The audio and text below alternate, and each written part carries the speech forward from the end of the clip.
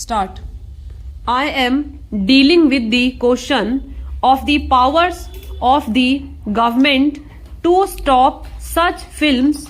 The government has been complaining that they have not got the powers. My point is that the power is there, and if this power is exercised fully and properly, there need be no resolution like this, because the whole purpose of the resolution is that the moral standards of the country should not go down. Sir, in this connection, all that the government can do is to cut out the objectionable parts of the pictures. They cannot force the producers to produce a particular type of picture.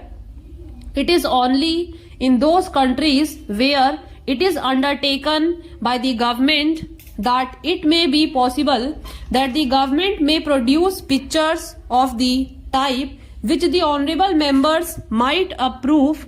It is absolutely open to the producers to produce any picture which they think is a best entertainer as well as a good instructor, but you cannot force, and the government has no power, and the government will never have the power, or the house can never give the government the power to force the producer to produce a particular type of picture.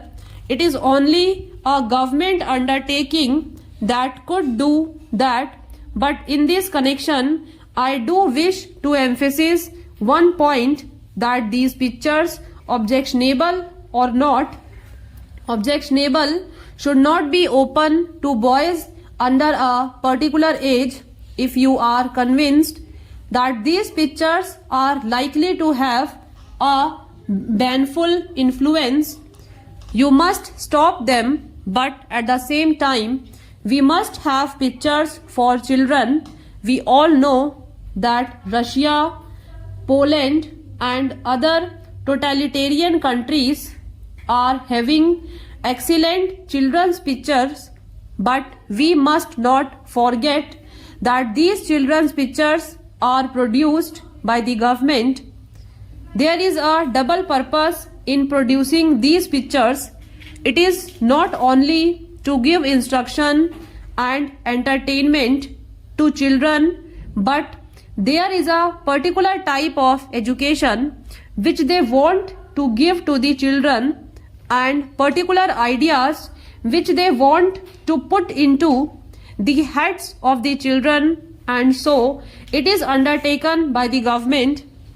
It is not at all an economic proposition. Even in America, they have produced only very few films, and even those that they have produced for children are such that they are very good entertainers even for adults.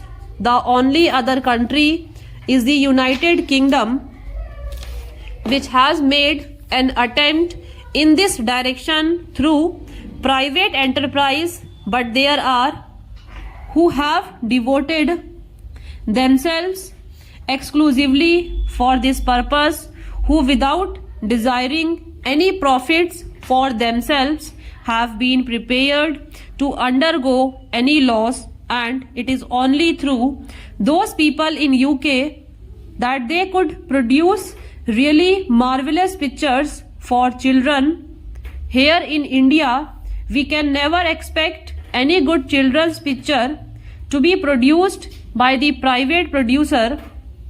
I know that the government of India has even set apart an award for it, but that award will be of no avail. It is only deceiving ourselves, and the government is deceiving itself if it expects that simply because of this award any producer will undertake producing a good children's picture, because it is an absolutely uneconomic proposition and it cannot be done. and the government must take the responsibility upon itself. The information department in its films division should produce good children's pictures, and those pictures should not only the preaching morals, but they should be good entertainers, and only if we could do that can we give something to the children which would be more attractive and where they will be more interested, and along with the entertainments and interest they could get instructions even without being told that these are meant for education. Then and then alone we can have some good results, and we can save our children, and we can really impart good instructions to our children through such films. Otherwise, when you go to the picture, you are not going there simply for instruction and learning morals.